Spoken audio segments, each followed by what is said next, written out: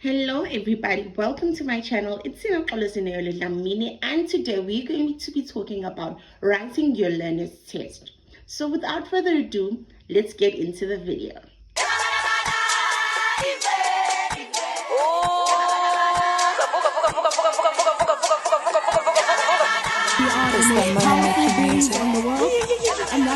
The learner's test is a test that assesses your knowledge of road rules, traffic signs, as well as your vehicle controls.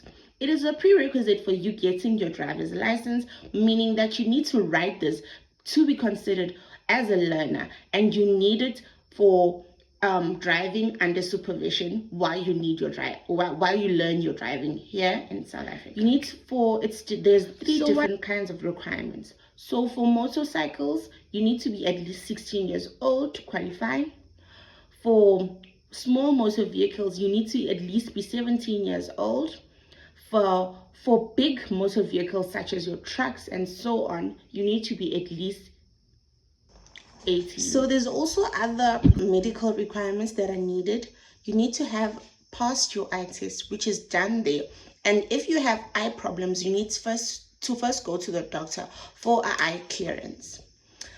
There's also another medical condition whereby it's not allowed for you to write if you're someone who suffers from epilepsy or severe mental conditions.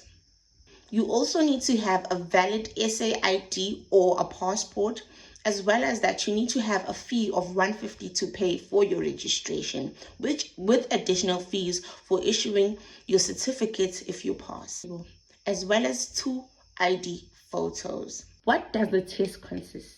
It consists of 3 sections: your vehicle controls, your road signs and markings, as well as your rules of the road.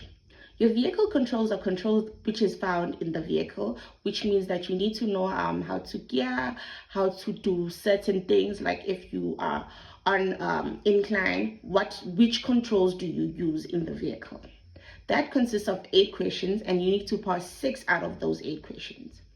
For your rules of the road, these are the road's safety measures, traffic signals, as well as hazardous awareness. So there's 30 questions out of this, and you need to pass at least 22 of these questions. And then we go to our road signs. For your road signs, it's your road mark, it's your signs or your information signs that tell you what to do in the road. It consists of 30 questions. You need to pass at least 23 out of these 30 questions. Now you may ask yourselves, how do you go about preparing for this test? Well, you first need to learn the K53 manual, which has all the rules of the roads, markings, as well as the controls. It also has practice questions at the back. There's also other study guides that are in the internet that you can use or that you can buy. You can also, which I highly recommend this, if you do have the financial means, register at a driving school so that they can teach you these kinds of questions that they ask, as well as they give you additional practice questions till you get it right. You can also download the K53 app, which is an app that also has these questions for practicing on your own. There's also other sites, such as, I think it was the Dunlop, that had its own document for practicing, as well as other people who do teach learners online, such as, I would highly recommend for you to check Mr. Folk on TikTok, because he also helped me with my own learner's test, as well as other Facebook profiles that I've seen, and just go around browsing.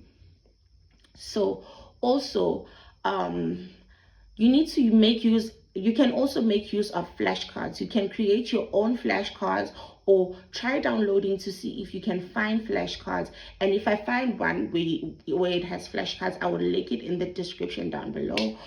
You can also practice as much as you can, because you can't just practice only for one day and hope that you're ready for the test. You need to practice at least 3 consecutive days, various types of questions, as the questions are similar but are different as well.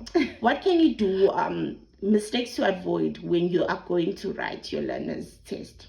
So you need to stop panicking. A lot of people panic a lot. Turns out that they know the work, but because they're panicking in that session, they don't make it. Because it's very easy and it's very hard to pass this test at the same time. I hope you know what I mean. You also need to read the questions thoroughly because some questions are very similar and the answers are very similar. So you need to make use of the clues that are there to make sure that you are picking the right question. You also need to follow the instructions that the instructor would give you on the day of writing, because some people you'll find that they are not following the instructions, which leads to a fail for them. Now, please guys also remember, though it may happen that you sometimes fail your test in the first round, it is not the end of the world. You can always pick yourself up and write it again. These things happen, as well as like the questions in those tests are very tricky. So just remember that failure is just one step closer to you achieving passing the learner's test. Okay, everybody, unfortunately, we have reached the end of today's video. I really hope you did enjoy it. If you did, make sure to hit that thumbs up, share this video if you care, and subscribe if you haven't already, as more educational content which will lead us to becoming better individuals here in South Africa is coming. So thank you for watching. Bye. And I do it for the little girl up in Pietermaritzburg, straight from the slums deep down in Mlazi. Bank when I was now uyakwazi. Zima bala bala ingwe. I'm a real one, make it classy.